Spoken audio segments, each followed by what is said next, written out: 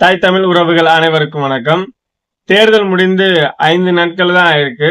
தேர்தல் முடிவுகள் இன்னும் வரல. யாருடைய ஆட்சி அமையுது என்ன என்ற மக்களுக்கு இன்றைக்கு பல்வேறு பாதிப்புகளை வந்துகிட்டே இருக்கு. அதை எப்படியெல்லாம் மக்கள் சமாளிக்க போறாங்க என்னன்னு ஒண்ணு புரியல. என்ன அப்படின்னா, திமுகவிற்கு வாக்கு செலுத்தல அப்படின்னு சொல்லிட்டு ஒரு பகுதியில தண்ணீர், அதாவது நீர் தேவையை பூர்த்தி செய்யக்கூடிய அந்த குழாய், அந்த இயற்கை இடத்தை எல்லாத்தையுமே அடித்து உடைக்கிற ஒரு சூழல் ஏற்படுது. அதனால அந்த மக்கள் பெரிய அளவு பாதிப்பு அடைகிறாங்க.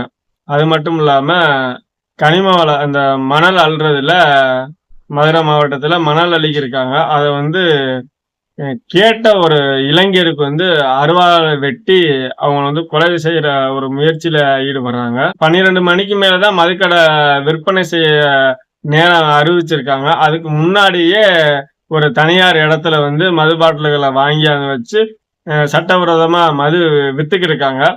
தொடர்ச்சியா பல்வேறு இடங்கள்ல நடந்துகிட்டு இருந்தாலும் அத பொதுமக்களும் பெண்களும் நேரடியா தட்டி கேட்டு அந்த இருக்கிற இடத்த, அந்த கட்டிடத்தை கற்களை கொண்டு உடைக்கிற அந்த ஒரு சூழல்ல இன்னைக்கு பார்க்கிறோம்.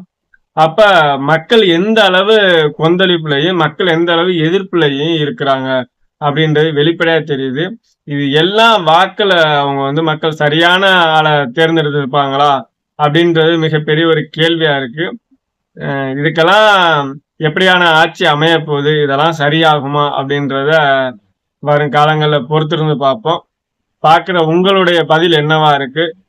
சரியான ஆட்சி யாரை அமைப்பாங்க அப்படின்றது உங்களுடைய பதில் என்னவா இருக்குங்கிறத என்னுடைய கருத்துல தெரிவிங்க. நன்றி, வணக்கம்.